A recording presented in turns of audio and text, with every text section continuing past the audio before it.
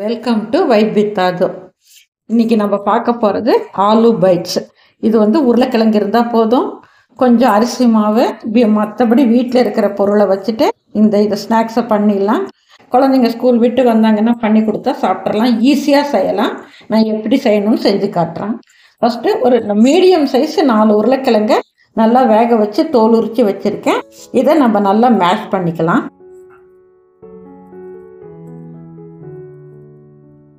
நல்லா கட்டி இல்லாத மேஷ் பண்ணிடுங்க. இல்லைன்னா துருவுறதுல வச்சு கூட துருவிக்கலாம்.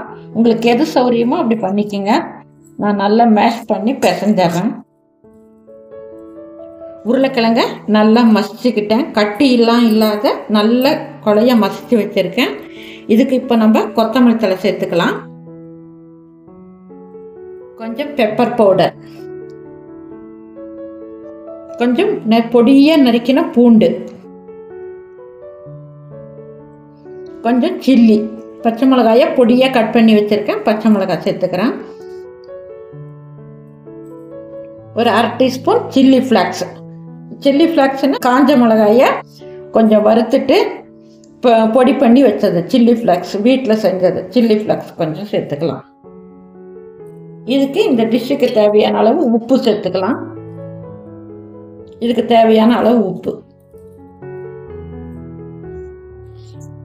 இதை நல்லா பிசைஞ்சுக்கலாம்.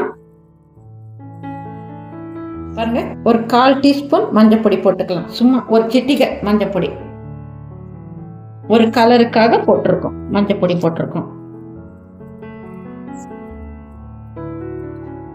இது கூட கொஞ்சம் அரிசி மாவு போட்டு கலந்துக்கலாம். அரிசி மாவு போட்டு கலந்து ஒரு சப்பாத்தி மாவு பதத்துக்கு பிசைஞ்சுக்கலாம்.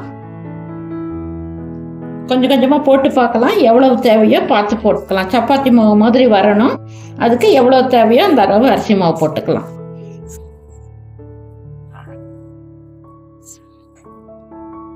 ஃபஸ்ட்டு 2 ஸ்பூன் போட்டேன். இப்போ ஒரு 2 ஸ்பூன் போட்டிருக்கேன். கையில் ஒட்டாமல் வர்ற அளவுக்கு அரிசி மாவு போட்டு பிசைஞ்சுக்கலாம். தண்ணி ஊற்றக்கூடாது. அந்த உருளைக்கிழங்குல இருக்கிற ஈரமே போதும்.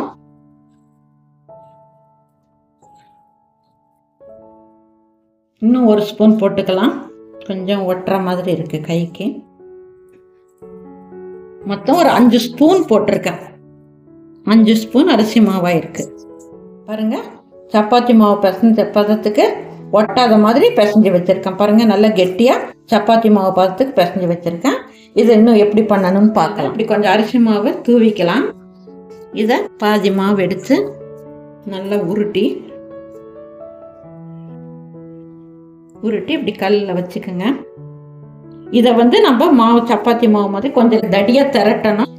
பாருங்க, இதுக்கு மேலேயும் கொஞ்சம் அரிசி மாவு தூவிக்கலாம் ஒட்டாது இருக்கிறதுக்காக. பாருங்க,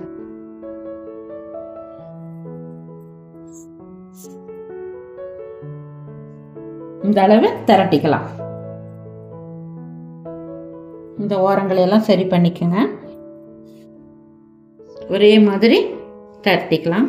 இப்போ இதை நம்ம கட் பண்ணிக்கலாம்.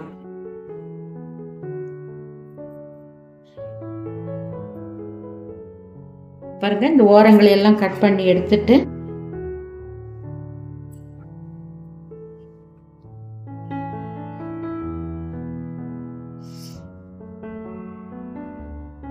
இதை நம்ம ஸ்கொயரா கட் பண்ணிக்கலாம்.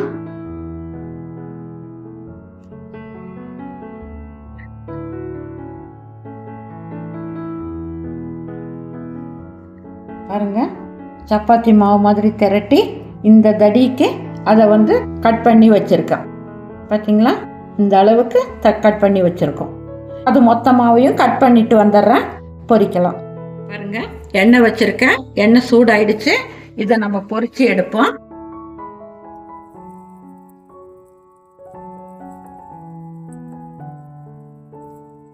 சாயந்தரம் ஈவினிங் நேரம் ஸ்நாக்ஸு நல்லா ரெடி ஆயிடும். ஒரு சாஸ் தொட்டு சாப்பிட்டா சூப்பரா இருக்கும். பசங்களுக்கு ஸ்கூல் விட்டு வந்த உடனே நீங்க கொடுத்துடலாம். கொஞ்ச நேரம் டிஸ்டர்ப் பண்ணாதீங்க. அது எண்ணெய் பொங்கி கொஞ்சம் அடங்கட்டும். அதுக்கப்புறம் திருப்பி போடலாம். இப்படியே கொஞ்சம் கொஞ்சமா ஒன்னா திருப்பி போடுங்க. எடுத்து திருப்பி போடுங்க. 2 பக்கமும் நல்லா வேகட்டும்.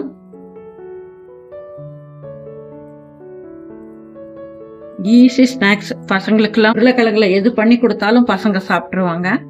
இது இன்னும் நல்லா டேஸ்டாகவே இருக்கும். இதெல்லாம் பர்த்டே பார்ட்டி அப்படி இப்படின்னா கூட பசங்களுக்கு இதை செஞ்சு வச்சுட்டா போதும், பிச்சுட்டு போயிடுவாங்க பசங்க. பத்தாது, எவ்வளவெல்லாம் செஞ்சாலும் பத்தாது. இதெல்லாம் மீடியம் ஃப்ளேம்ல வச்சு போறீங்க, ரொம்ப ஹையா வச்சிடாதீங்க. பார்த்து போறீங்க பாருங்க, சிகப்பாயிடுச்சு. எடுத்துடலாம். நிறம் மாறிட்டே இருக்கு, எடுத்துடலாம். ரொம்ப ஹை ஃப்ளேம்ல வைக்காதீங்க, மீடியம் ஃப்ளேம்ல வச்சு பொரிச்சிடுங்க. பார்த்தீங்களா கிறிஸ்பினஸ்? பார்த்தீங்களா எவ்வளோ நல்லா வந்திருக்குன்னு? சுவையான ஆலு பைட்ஸ் ரெடி. மேலே கிறிஸ்பியாகவும் உள்ள ரொம்ப சாஃப்டாகவும் இருக்கும். பாருங்க, பார்த்தீங்களா? உள்ள சாஃப்டாகவும் இருக்கும், ரொம்ப டேஸ்ட்டாக இருக்கும். பசங்களுக்கு பண்ணி கொடுத்தாங்கன்னா அப்படியே சாப்பிட்ருவாங்க. இந்த சாஸில் தொட்டு இப்படி சாப்பிட்டா ரொம்ப டேஸ்ட்டாக இருக்கும். ஃப்ரெஞ்சு ஃப்ரையை விட இது இன்னும் ரொம்ப சூப்பராக டேஸ்ட்டாக இருக்குங்க.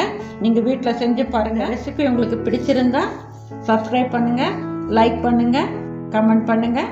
இதே போல் இன்னொரு வீடியோவில் உங்களை மீண்டும் சந்திக்கிறேன்.